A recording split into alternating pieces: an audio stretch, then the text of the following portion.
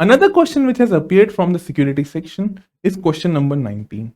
And this security question was basically asked from the static portion, which has been clearly mentioned in the syllabus of UPSC. The question was very simple to answer because it is a response mechanism which India has drafted for the various internal security threats. The question here says that what are the internal security challenges that are being faced by India? This is the first part of the question. And second is to give out the role of the central agencies and the investigative agencies that are tasked to counter such threats. So basically, the question is of two parts. In the first part, we have to identify the various security challenges that are being present.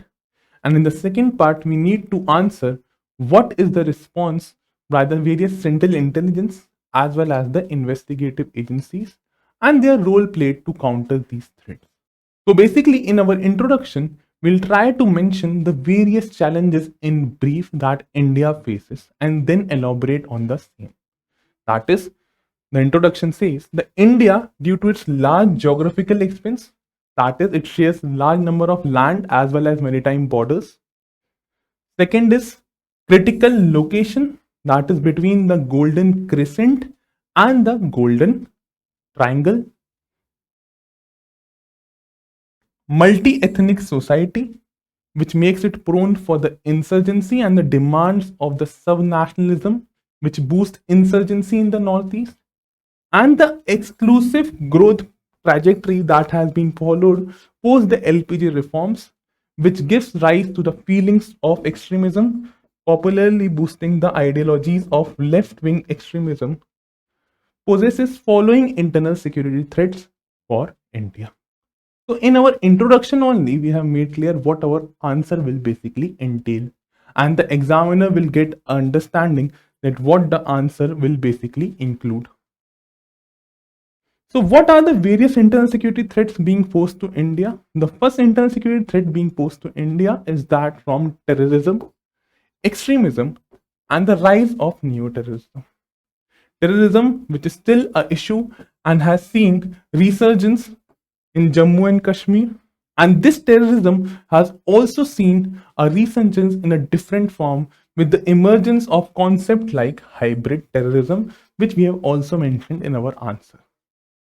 Secondly, there is a resurgence of separatist movement for respect to the Khalistan movement and left-wing extremism, which is affecting basically the central, peninsular, and also the eastern parts of India.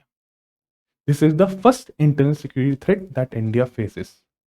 The second internal security threat that the India faces is from insurgency and illegal migration.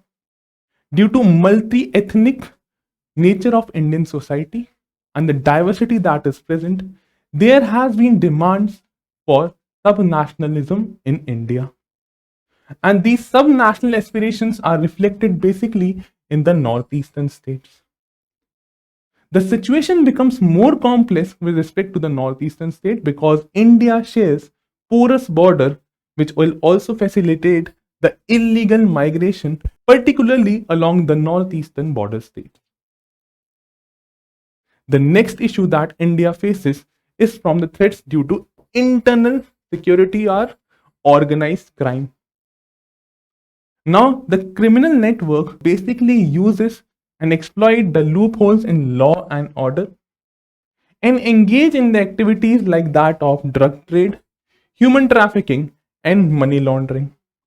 Plus, also there is a linkage of this organized crime with terrorism. And this linkages further complicates the security efforts or the security situation in India. In the recent time, with the digital revolution that has happened over the world, there is also threat from social media. The emergence of social media has created a threat situation wherein radicalization is also happening through the use of social media. And sometimes this social media can also be used for narrow political gains, which basically creates a law and order situation for the security agencies, hampering the harmony and thus creating an internal security threat for the people of India. India also has a very large coastline, so there is a maritime security threat that is emerging, and a prominent example for which was the 26/11 attack, after which various countermeasures were also taken. So India's large coastline and strategic location exports the maritime security for the effects like that of piracy, smuggling, and also illegal migration that can happen through the ways of seas. And the last threat that has emerged with the emergence of digitalization is that related to cybercrime and the emergence of multiverse. Now, this cybercrime also becomes an internal security threat for India. It can also lead to cyber terrorism. And also, in the recent reports given by the government, it was measured that 7 out of the 10 individuals in India have seen or have been witnessing messages or communication related to cyber crimes. So, these are the internal security threats that India faces. While answering this question, you could have also made a diagram for the same, highlighting the different parts of Indian territory being impacted by insurgency, terrorism, left-wing extremism, threats due to maritime security, organized crime, and also the cybercrime being impacting whole of India. So this could have given a better understanding to examiner also. The next part of this question involved what has been the Indian response from the central intelligence and the security agencies.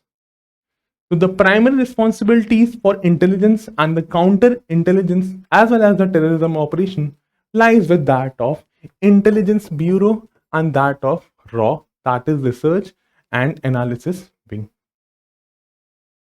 The next in this is regard to the NIA, for which the National Investigative Agency Act was also passed, which undertakes thorough investigation and also operates NIA codes such that the speedy justice can be delivered. The next in this regard is the materialization or the functionalization of NATGRID, that is the National Intelligence Grid. Now, NATGRID collects ground level information and collates it in an easily accessible manner to relevant agencies, meaning thereby whole data related to intelligence is collected, it is being structured, analyzed, and is then re-forwarded to the respective agencies such that they can be effectively used. To ensure coastal and maritime security, a national committee for strengthening maritime and coastal security, that is NCSMCS, has been launched, which is led by the Cabinet Secretary. The primary task is to ensure robust coastal and maritime security measures. Now, CBI is responsible for handling complex, conventional, as well as complex crimes. And along with that, it is the CBI which is also responsible for undertaking international collaboration with the agencies of the world.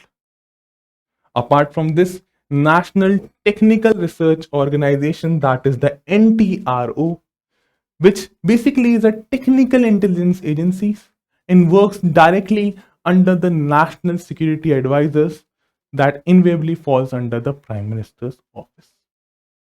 To ensure or to neutralize the threats that are coming from the cybercrime or from the cyber world, basically we have two organizations. First is Computer Emergency Response Team, that is CERTIN, and also National Critical Information Infrastructure and Protection Center, which provides a 24/7 mechanism which is focused on basically neutralizing the threats to critical information infrastructure for India. Now, in the conclusion, we'll write that all these agencies work in tandem and work together to address and work collectively to mitigate a wide range of internal and the external security challenges that may arise for India. So you have to conclude on the following line. And in this question, we have discussed what are the different internal security threats, the response mechanism, and also you could have made a diagram for the same.